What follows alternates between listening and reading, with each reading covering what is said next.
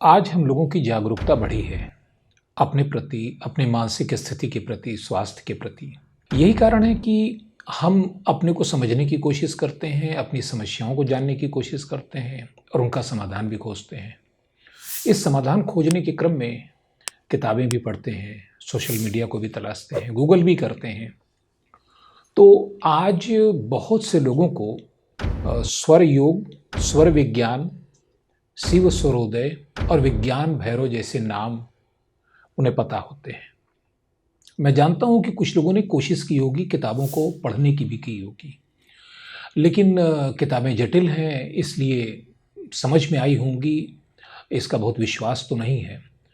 लेकिन अपने इस चैनल के माध्यम से शिव स्वरोदय और विज्ञान भैरव तंत्र के संबंध में हम आपको पूरी जानकारी देने का प्रयास कर रहे हैं, पूरी, प्रामाणिक और विस्तार से जानकारी। हाँ, एक बात है कि इस क्रम में वीडियो थोड़ा लंबा हो सकता है, लेकिन मेरा अनुरोध है कि अगर आप वास्तव में इन विषयों को जानना चाहते हैं, तो वीडियो में अंत तक बने रहिएगा, क्योंकि वीडियो के अंत में कुछ ऐसे प्रयोग आपको मिलेंगे, कुछ ऐसी चीज़ें आप सीखेंगे, जो अपने दैनिक व्यस्तता के बीच भी आपको पूरी तरह तरोताज़ा रखने, ऊर्जावान रखने और आपको स्वस्थ रखने के लिए बहुत सहायक होगी। और वो ऐसे प्रयोग होंगे जिन्हें आप रोज कर सकते हैं, अपने आप को रिचार्ज कर सकते हैं। चिंता, तनाव, निराशा, अवसाद, उत्साह में कमी, अनिद्रा और इस तरह की बहुत सी परेशानियां आज हमारे जीवन का एक हिस्सा बन गई हैं, अनिवार्य हिस्सा। और हमने ये मान लिया है कि आज के आधुनिक जीवन की जीवन शैली में ये तो होगा ही होगा, लेकिन ऐसा सच नहीं है, क्योंकि आज का जीवन 100 वर्ष पहले की तुलना में बहुत विकसित हुआ है, सुविधाएं बढ़ी हैं, स्वास्थ्य के लिए, सेहत के लिए, मानसिक स्वास्थ्य के लिए, खान पान के लिए सब बढ़ा है। तो लॉजिकली सुविधाएं बढ़ी हैं तो जीवन और बेहतर होना चाहिए, आनंदमय होना चाहिए और ज़्यादा खुशनुमा होना चाहिए, लेकिन ऐसा है नहीं। तो अगर ऐसा है नहीं तो निश्चित रूप से इसका कोई कारण भी होगा। प्राचीन भारत में सांसों के महत्व को बहुत अच्छी तरह समझा गया था, केवल समझा ही नहीं, उस पर प्रयोग किए गए थे और उनकी विधियां विकसित की गई थी। इसी का नाम है शिव स्वरोदय या स्वर विज्ञान। स्वर विज्ञान में सिर्फ भारत में ही नहीं, बहुत से देशों में काम हुआ। चाइना में इसे चीगोंग या क्विगोंग के नाम से विकसित किया गया। अन्य देशों में फिलीपींस, वियतनाम, जापान, कोरिया, सभी जगह विकसित हुआ है। इसका मूल ग्रंथ है शिव स्वरोदय, और शिव स्वरोदय दुनिया से अनजाना था 1983 तक। 1983 में स्वामी सत्यानंद सरस्वती ने पहली बार इसका अनुवाद किया, जिसके द्वारा यह ग्रंथ, जो हजारों वर्षों से योगियों और तांत्रिकों का सबसे महत्वपूर्ण ग्रंथ था, यह इससे पूरा जगत परिचित हुआ। इस ग्रंथ का विषय है हमारी सांसें जो नाक के द्वारा हम लेते हैं और फिर उसे एक्सहेल करते हैं या बाहर करते हैं, इनके आने और जाने का क्रम, उसमें लगने वाला समय और उसके तरीके के आधार पर निर्धारित होता है कि हमारी शारीरिक और मानसिक स्थिति कैसी रहेगी। यह ग्रंथ बताता है कि हमारे शरीर में 72,000 नाड़ियाँ होती हैं। ये नाड़ियाँ हमारे ब्लड वेन से अलग हैं, हमारे नर्वस सिस्टम से अलग हैं। ये ऊर्जा के चैनल हैं, एनर्जी चैनल हैं, जिसमें से 36,000 शरीर के बाएं हिस्से में और 36,000 शरीर के दाएं हिस्से में होती हैं। बीच में हमारा स्पाइनल कार्ड, जिसे हिंदी में मेरुदंड, और उसके बीच में जो तंत्रिका होती है उसको मेरु रज्जु कहते हैं। तो अब हमारी नासिका का बायां हिस्सा और दायां हिस्सा, इन दोनों से हमें बराबर सांस नहीं आती है। कभी बाएं हिस्से से आती है, कभी दाएं हिस्से से आती है, कभी दोनों से चलती है। इसी को इसमें स्वर कहा गया, बायां स्वर, दायां स्वर, या अगर दोनों चल रहे हों तो सुषुम्ना स्वर। प्रश्न यह उठता है कि स्वर योग को जानकर आज क्या फायदा है, और महत्वपूर्ण है, क्योंकि अगर हम अपना समय दे रहे हैं तो हमें जीवन में कुछ बेहतर मिलना चाहिए, ये हमारा अधिकार है। स्वर योग ही एकमात्र ऐसा विज्ञान है जो आज के व्यस्ततम जीवन में अधिकतम शारीरिक मानसिक स्वास्थ्य को सुनिश्चित करने के लिए पर्याप्त है। क्योंकि आज के जीवन में इतनी व्यस्तता है कि योग, मेडिटेशन, बहुत लंबी साधना, तंत्र मंत्र, इनके लिए स्थान नहीं मिलता, इनके लिए समय नहीं बचता। लेकिन सांसें 24 घंटे चलनी है, तो 24 घंटे चलने वाली सांसों का विज्ञान अगर हम जानते हैं तो हमें अतिरिक्त कुछ नहीं करना है, कोई आयोजन नहीं करना है, सिर्फ सांसों को अपने ठीक करना है, जो हमारी सारी समस्याओं का, अगर हम बात करें तो शारीरिक लगभग 60-70% समस्याओं का, मानसिक और भावनात्मक 100% समस्याओं का समाधान सांसों के विज्ञान के द्वारा हो सकता है। आज इस वीडियो में हम सांसों के इसी विज्ञान के आधार पर बेहतर शारीरिक और मानसिक स्वास्थ्य पाने के तरीकों पर बात करेंगे और इन्हें समझेंगे। इस विज्ञान को समझने के पहले कुछ बेसिक सिद्धांतों को समझना जरूरी है, जिससे सारी बातें हमारी समझ में आ सके। जो सांसें हमारे अंदर आती हैं, ऑक्सीजन लेकर आती हैं, ये साइंटिफिक भी है और अनुभव की भी बात है, लेकिन मात्र वह ऑक्सीजन नहीं होता, कुछ उससे ज़्यादा होता है। वो ज़्यादा ये है कि हमने इसको प्राण कहा, वायु नहीं कहा, हमने इसे प्राण वायु कहा। प्राण का अर्थ है एक विशेष प्रकार की ऊर्जा। वास्तव में यह जो सांसें अंदर आती हैं, यह अपने साथ एक ब्रह्मांडीय ऊर्जा को लेकर आती हैं, जो हमारे शरीर में आकर शरीर के प्राण को रिचार्ज करने या उसे पूरी तरीके से क्रियाशील करने का आधार बनती है। और इसका हमारे भौतिक स्वास्थ्य से कोई लेना देना नहीं होता। यही कारण है कि जो भौतिक ऊर्जा के साधन है, भोजन, protein, carbohydrate, fat, etcetera etcetera, इनके जरिए हमारा जो शरीर बनता है वो बहुत बलशाली तो हो सकता है, हम उसे बना सकते हैं। लेकिन अगर सांसों के द्वारा आने वाली प्राण ऊर्जा की कमी है तो वह व्यक्ति अपने को थका थका महसूस करेगा, किसी काम में मन नहीं लगेगा, फोकस नहीं होगा, एकाग्रता में कमी होगी, अनिद्रा का शिकार होगा। भौतिक ऊर्जा से यह पूर्ति नहीं हो सकती।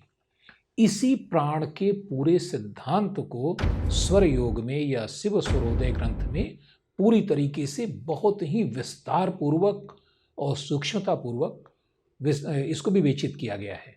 वह प्राण शक्ति जो सांसों के माध्यम से हमारे शरीर में आकर हमारे मन, बुद्धि, चित्त, अहंकार सभी को ऊर्जा प्रदान करती है, उसे चलाती है, वही ब्रह्मांडीय स्तर पर उसे डार्क एनर्जी, ईथर या आकाश तत्व कहते हैं।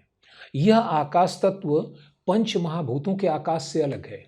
यह आकाश तत्व है सबसे प्रारंभ में जो ऊर्जा विद्यमान थी जिससे ब्रह्मांड का निर्माण हुआ, अब तो खैर साइंस भी इसको अच्छी तरह जानता है और मानता भी है, उसे डार्क एनर्जी का नाम दिया गया है। वह प्रारंभिक ऊर्जा ही आज भी विश्व को, ब्रह्मांड को थामे हुए है, उसे अपनी जगह व्यवस्थित रखती है। वह ऊर्जा वातावरण में व्याप्त है, सांसों के द्वारा हम उसे ग्रहण करते हैं, हमारे अंदर वो रिटेन करती है, और जितनी मात्रा में हमारे अंदर वो इकट्ठा हो पाएगी उतनी ही मात्रा में हमारी आत्मिक शक्ति या प्राण शक्ति बढ़ती है। हमारा शारीरिक और मानसिक दोनों स्वास्थ्य इस बात पर निर्भर करता है कि हमारे सांसों के माध्यम से हमारे अंदर आने वाला यह प्राण तत्व हमारे 72,000 एनर्जी चैनल्स, जिन्हें नाड़ियां कहते हैं, उनमें प्रवाहित हो पा रहा है कि नहीं। अगर उनमें कहीं ब्लॉकेज है या उनमें कहीं कोई अवरोध है जिसके कारण प्राण ऊर्जा पूरी तरह पूरे शरीर में व्याप्त नहीं हो पा रही है, तो निश्चित रूप से शारीरिक और मानसिक दोनों प्रकार की समस्याएं उत्पन्न होती हैं। शरीर में प्राण के निर्बाध प्रवाह का अर्थ है कि बेहतर मानसिक और शारीरिक स्वास्थ्य बना रहेगा। यह भावनात्मक स्तर पर भी स्थिर बनाता है। इसके लिए सीधी सी बात है कि जितना शक्तिशाली प्राण है उतना ही शक्तिशाली हम स्वयं अपने को महसूस करेंगे। 1983 के पहले चूंकि हठ योग, प्रदीपिका और पतंजलि योग सूत्र ही ऐसे ग्रंथ थे जिनके आधार पर प्राणायाम या योगासन के द्वारा आम व्यक्ति अपने प्राणों को मजबूत बनाने या विस्तारित करने का कार्य कर सकता था, शक्तिशाली बनाने का कार्य कर सकता था। और यह काफ़ी श्रम साध्य भी था, कठिन भी था और इसमें पारंगत होने में भी बड़ा समय लगता था। लेकिन 1983 में जब ये स्वर योग के नाम से पुस्तक सामने आ गई, तो इतनी सरलता पूर्वक सांसों के विज्ञान पर काम करने और उसे जीवन में अपनाने का सभी को अवसर मिल गया कि फिर यह सबसे प्रमुख ग्रंथ हो गया। और इस ग्रंथ के सिद्धांत हैं, इस ग्रंथ की जो बातें हैं, वही हमारे वीडियो का आज मूल तत्व है। यह ग्रंथ मूल रूप से भगवान शिव और पार्वती के मध्य संवाद के रूप में लिखा गया है। लगभग 395 सूत्रों में इसको लिखा गया है और भगवान शिव ने पार्वती माता के उस प्रश्न का जवाब दिया है कि जीवन में स्वास्थ्य, समृद्धि और सफलता प्राप्त करने के लिए सरल उपाय क्या है, जिसके जवाब में यह सांसों के विज्ञान का ज्ञान भगवान शिव ने माता पार्वती को दिया है। तो इसी से आप समझ सकते हैं कि शिव सूर्योदय का मूल प्रतिपाद्य ही ये है कि अगर अपनी सांसों पर काम कर लेते हैं, उसको नियंत्रित कर लेते हैं, तो जीवन में स्वास्थ्य तो छोड़िए, कुछ भी कामना पूर्ण करना असंभव नहीं है। क्योंकि सांसों के द्वारा आप सीधे ब्रह्मांड की उस ऊर्जा से जुड़ जाते हैं जो इस पूरे ब्रह्मांड को चला रही है। और तब आपकी कामना सिर्फ आपकी इच्छा नहीं रह जाती, उसमें पूरा ब्रह्मांड आपका सहयोग करने वाला होता है। और यही कारण है कि सांसों के विज्ञान को जानने के बाद हम अपने जीवन में अद्भुत परिवर्तन ला सकते हैं। यहाँ एक बात और मैं स्पष्ट करना चाहूँगा। अक्सर स्वर विज्ञान और विज्ञान भैरव तंत्र को एक मान लिया जाता है। बड़े दुख की बात है, लेकिन मैंने बहुत अच्छे वक्ताओं को भी यह दोनों को घालमेल करते एक समझते और बोलते देखा है, जबकि दोनों में बहुत अंतर है। विज्ञान भैरव तंत्र ये कश्मीरी शैव दर्शन का आगम ग्रंथ है, जो लगभग 4-5 हजार वर्षों से वहां पर मूल ग्रंथ है और चलता है। उसी के आधार पर साधना होती है। और मूल रूप से विज्ञान भैरव तंत्र ये भैरव और भैरवी के बीच संवाद है। भैरव कौन? जो इस सृष्टि में मूल तत्व था, भगवान शंकर का रौद्र रूप, वह भैरव, और उस भैरव की स्त्री शक्ति भैरवी, इनके बीच वह संवाद है। और संवाद का उद्देश्य है परम सत्य को जानना। परम सत्य को जानने के 112 तरीकों का वर्णन उसमें किया गया है।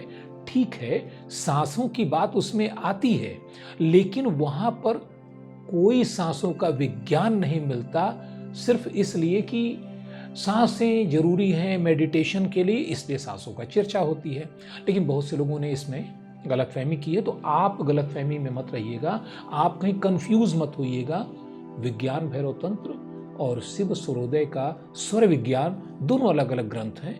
वो 112 सूत्रों का ग्रंथ है ध्यान के लिए, और यह 395 सूत्रों का स्वर विज्ञान ग्रंथ है सांसों के विज्ञान के लिए। स्वर विज्ञान के अनुसार हमारे 2 नासिका छिद्र, बाएं और दाएं, लेफ्ट एंड राइट, ये अलग अलग तरीके से वायु को, प्राण वायु को शरीर में ले जाते हैं। कभी एक, कभी दूसरा, कभी दोनों साथ साथ। तो जो आने जाने वाले प्राण वायु है, इसको स्वर कहते हैं। और बाईं नासिका को, ये बाएं छिद्र को कहते हैं इड़ा, दाहिनी को पिंगला। इड़ा नाड़ी है, पिंगला भी नाड़ी है। तो बाईं नासिका इड़ा नाड़ी को उत्तेजित करती है, दाईं नासिका पिंगला, यह दाईं नासिका जो है पिंगला नाड़ी को एक्टिवेट करती है।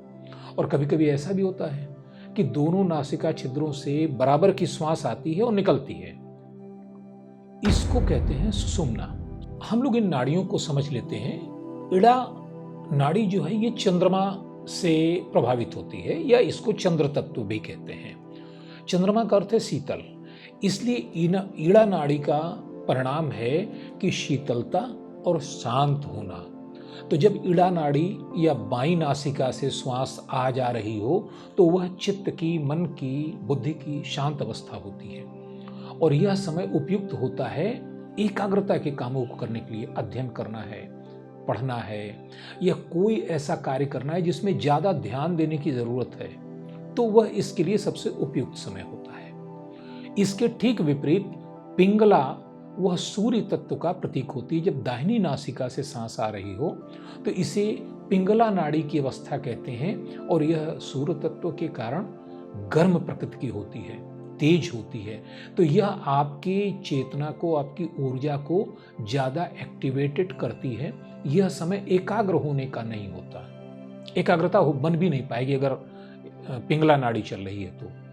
यह समय होता है कठिन कार्य करने का, स्पोर्ट्स है, भाग दौड़ के काम है, भारी काम है जिसमें शारीरिक शक्ति लगनी है, वे काम इस नाड़ी के चलने पर बड़ी आसानी से होते हैं। अब बची सुषुम्ना। तो सुषुम्ना का अर्थ है दोनों ही शांत हैं, बैलेंस, न ये कम है न ये ज्यादा है, एकदम समान अवस्था में है। और यह समय सबसे ज्यादा उपयुक्त होता है ध्यान के लिए, मेडिटेशन करने के लिए, कनेक्ट होने के लिए उस एब्सोल्यूट एनर्जी से, जिसे हम डार्क एनर्जी, शिव तत्व, परम तत्व, किसी भी नाम से पुकार सकते हैं, उससे कनेक्ट होने के लिए, मेडिटेशन करने के लिए और अपने आप को मेंटली एलिवेट करने के लिए। जो भी प्रयोग आप करना चाहते हैं उस स्थिति में बहुत ही आसानी से और बहुत ही प्रभावशाली ढंग से होते हैं। हमारे शरीर में ये ईड़ा नाड़ी, पिंगला नाड़ी और सुषुम्ना नाड़ी, यानी बाईं नासिका से श्वास, दाईं नासिका से श्वास और दोनों से श्वास, ये प्राकृतिक रूप से पूरे दिन में कई बार बदलता रहता है। तो इसे पता लगाने का एक बड़ा आसान तरीका है। नमस्ते तो हम लोग सभी को करते हैं, भारतीय परंपरा के अनुसार नमस्कार ही करते हैं। अपने को नमस्कार कीजिए, हाथों को ऐसे जोड़िए, हाथों को अपने नाक के सामने रखिए, इन दोनों अंगूठों को ठुड्डी के नीचे लगा लीजिए और दोनों नासिका से श्वास छोड़िए। जिधर की नाड़ी चल रही है उधर की हथेली पर आपको श्वास का अनुभव होगा। तुरंत पता चल जाएगा कि ईड़ा नाड़ी चल रही है, पिंगला नाड़ी चल रही है, या दोनों पर बराबर श्वास आ रही है तो सुषुम्ना चल रही है। ये जानना इसलिए जरूरी है कि इसी के आधार पर हमें आगे काम करना है, हमें ये तय करना है कि हमें इस समय क्या करना चाहिए। अच्छा, इसे जानना इसलिए भी जरूरी है कि अक्सर हम देखते हैं कि हमारे जीवन में बड़े उल्टे पुल्टे निर्णय होते रहते हैं।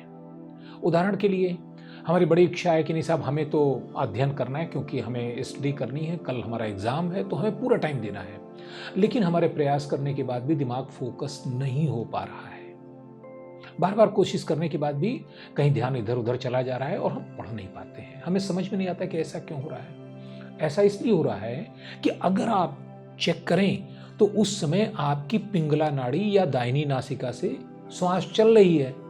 दाहिनी नासिका का काम है आपके शरीर को एक्टिवेट करना, आपके एनर्जी लेवल को बढ़ाना, एड्रेनलिन को बूस्ट करना। तो अगर ऐसा हो रहा है तो ध्यान कहाँ एकाग्र होगा। अब उसमें स्वर बदलने की जरूरत होती है। स्वर बदलने की प्रक्रिया भी बहुत आसान है। आपकी जो नाड़ी हमें चलाना या आप चलाना चाहते हो, दाईं नासिका बाईं नासिका, उसके विपरीत दूसरी ओर करवट लेके लेट जाए। उदाहरण के लिए, अगर बाईं नासिका को चलाना है तो दाहिनी ओर लेट जाए, दाहिनी करवट, और दाहिनी नासिका को या पिंगला नाड़ी को चलाना है तो बाईं करवट लेट जाए।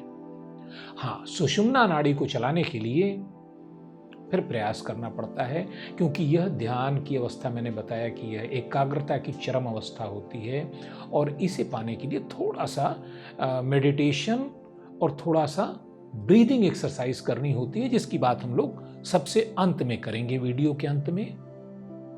और यह नाड़ी बहुत महत्वपूर्ण है, क्योंकि कहते हैं कि एकाग्र मन से ज्यादा खतरनाक इस दुनिया में और कोई चीज नहीं है।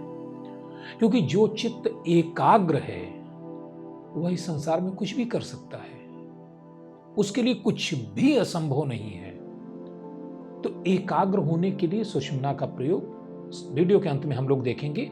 अभी हम ये देखते हैं कि इन नाड़ियों का प्रभाव क्या पड़ता है। ईड़ा का प्रभाव शांत होने के लिए था, लेकिन अगर पिंगला चल रही है तो हम अध्ययन नहीं कर पा रहे हैं। ठीक इसके विपरीत कभी कभी ऐसा होता है कि हम किसी डील के लिए जा रहे हैं, सारी बातें तय हैं, लेकिन जब हम वहां पहुंचते हैं तो हम ये देखते हैं कि या तो डील होती नहीं है, या वो आदमी नहीं मिलता है, या डील से वो इनकार कर देता है। भला क्यों होता है ऐसा? हमें कारण नहीं समझ में आता, लेकिन इसका कारण छिपा है स्वर विज्ञान में।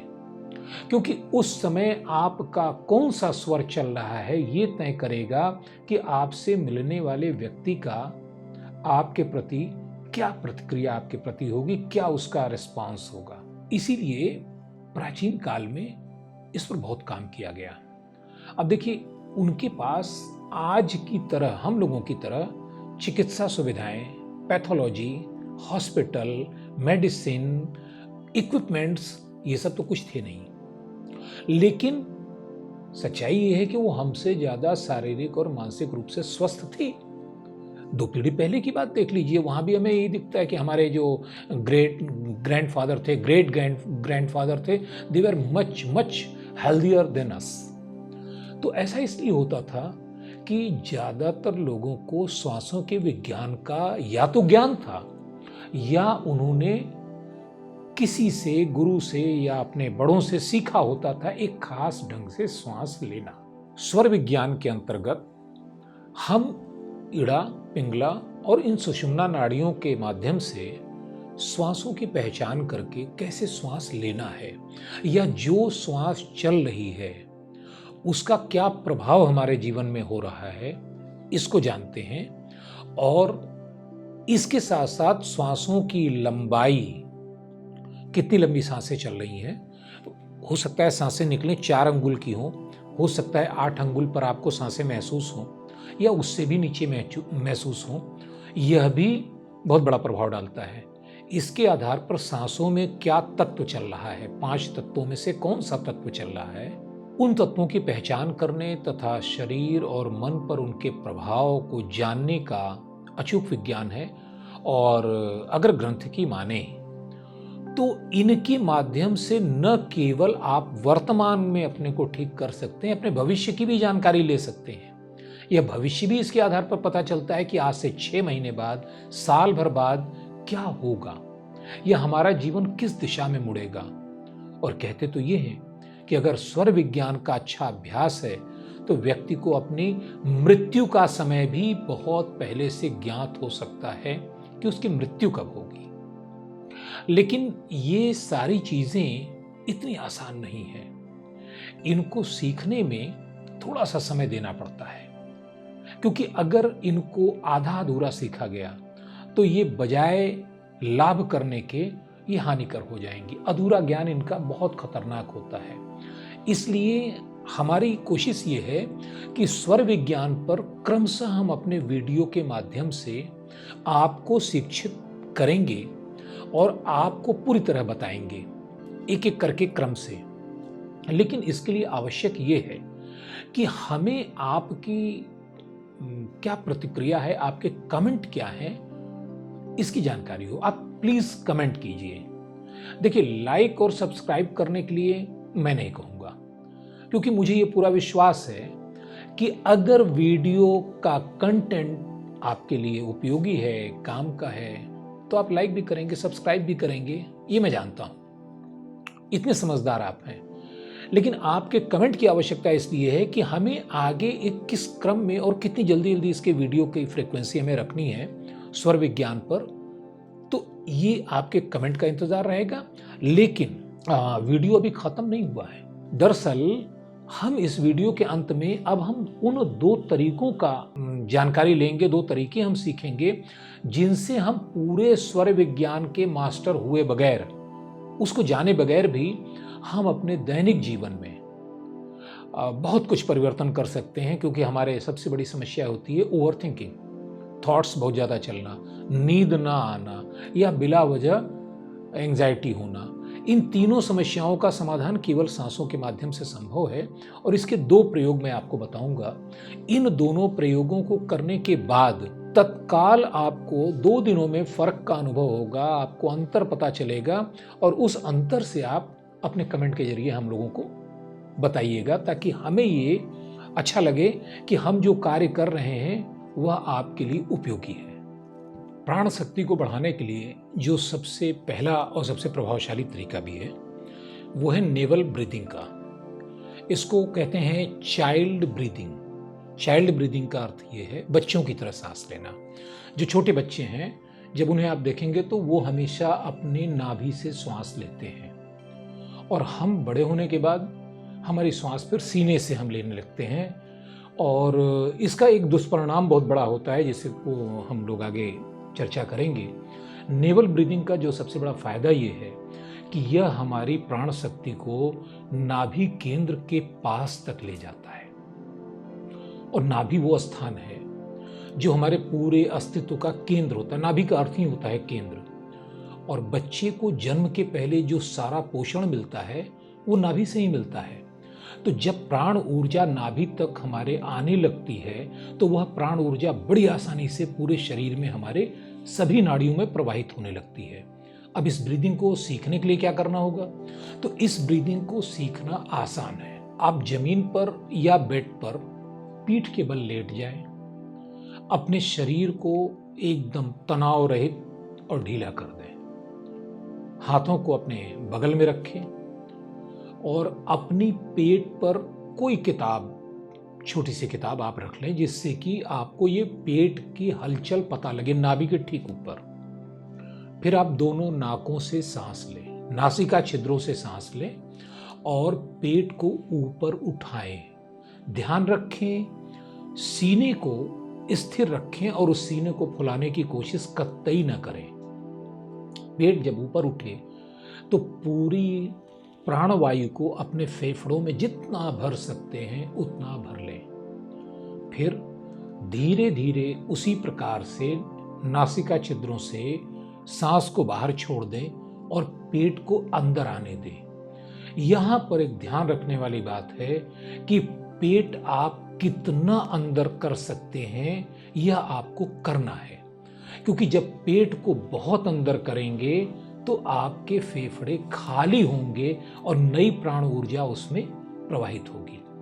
हम लोग अक्सर अपने फेफड़े को पूरा, लंग्स को पूरा हम खाली नहीं कर पाते, लिहाजा लगभग आधे फेफड़ों में, लंग्स में पुरानी हवा भरी रहती है और वो कभी भी चैनल नहीं हो पाती, दोबारा वो बदली नहीं जा पाती। यह नेवल ब्रीदिंग का तरीका है, और इस तरीके को आप कम से कम 10 मिनट करेंगे। करने का सबसे उत्तम समय है प्रातःकाल, जब आप नित्य क्रिया से निवृत्त हो जाते हैं, उस समय आप इसे कर सकते हैं। और मैं अपने अनुभव से बता रहा हूं कि आप अगर इसे करते हैं तो दूसरे ही दिन से आपको अपने शारीरिक और मानसिक दोनों ऊर्जा स्तरों में जबरदस्त परिवर्तन महसूस होगा। आपके विचार बहुत शांत हो जाएंगे और आपको लगेगा कि आपके शरीर में एक अलग प्रकार की ऊर्जा और आनंद की अनुभूति हो रही है।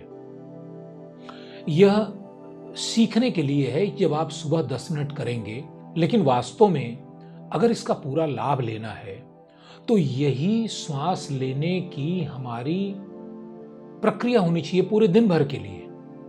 लेकिन इसमें थोड़ा सा समय लगेगा। पहले आप सुबह जब इसका प्रयास करेंगे, लगभग 1 सप्ताह 10 दिन में जब आप अच्छी तरह करने लगें, तो प्रयास कीजिए कि पूरे दिन चलते सोते हर समय आप इसका प्रयोग कर पाएं। इससे होगा ये कि आपकी शारीरिक मानसिक दोनों स्थितियों में जबरदस्त सकारात्मक परिवर्तन आएगा।